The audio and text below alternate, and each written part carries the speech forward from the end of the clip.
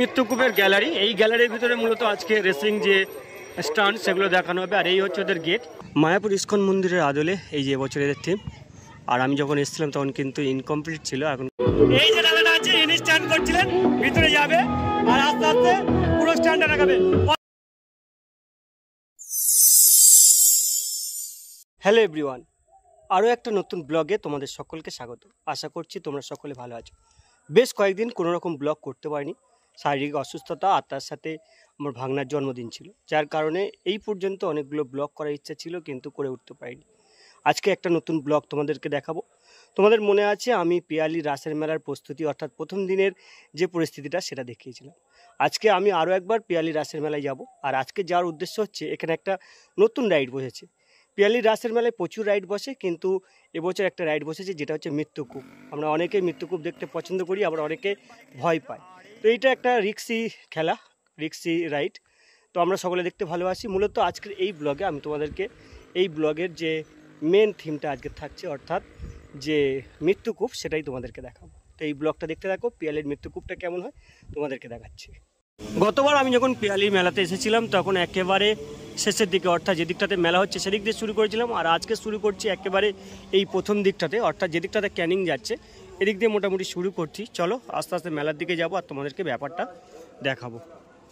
Mayapur ISKCON মন্দিরের আদলে এই যে এবছর এদের থিম। আর আমি যখন এসেছিলাম তখন কিন্তু ইনকমপ্লিট ছিল, এখন কমপ্লিট হয়ে গেছে। বেশ সুন্দর লাগছে কিন্তু।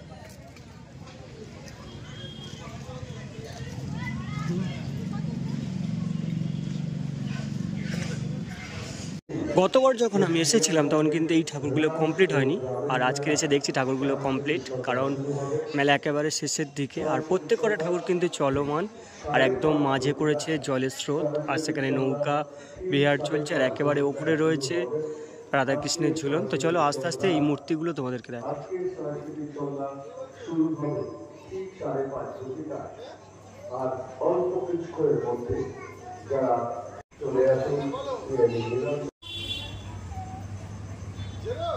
মায়াপুরের ইস্কন মন্দির আমাদের এই বছরের অন্যতম আকর্ষণ।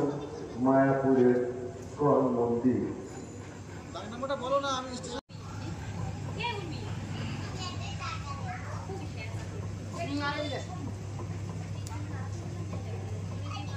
মৃত্যুকূপের গ্যালারি, এই গ্যালারির ভিতরে মূলত আজকে রেসিং যে স্টান্ট সেগুলো দেখানো হবে। আর এই হচ্ছে ওদের গেট, এটা হচ্ছে রেল লাইনের দিকের গেট। পিয়ালি রাস ও গ্রামীণ মেলা, প্রতিষ্ঠাতা শ্রী নন্দকুমার গায়েন, আর পরিচালনা করছে পিয়ালি মিলন সংঘ। তো চলো ভিতরের দিকে যাই আর গ্যালারিটা তোমাদেরকে দেখাই, কেমন কি টিকিট রয়েছে আর কিভাবে ওরা পরিবেশন করছে সেটা দেখাই।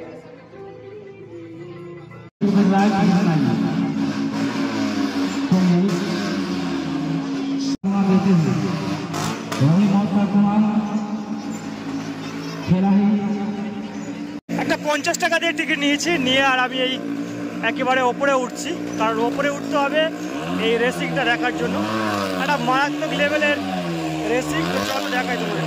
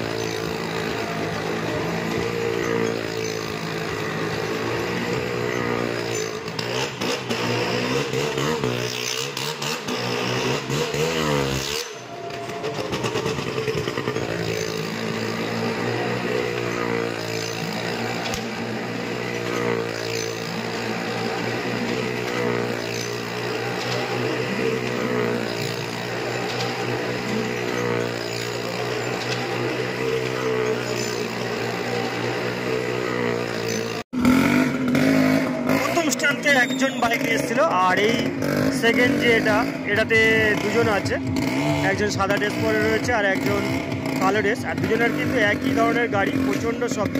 তো চলো এই রেসটা তোমাদেরকে দেখাই।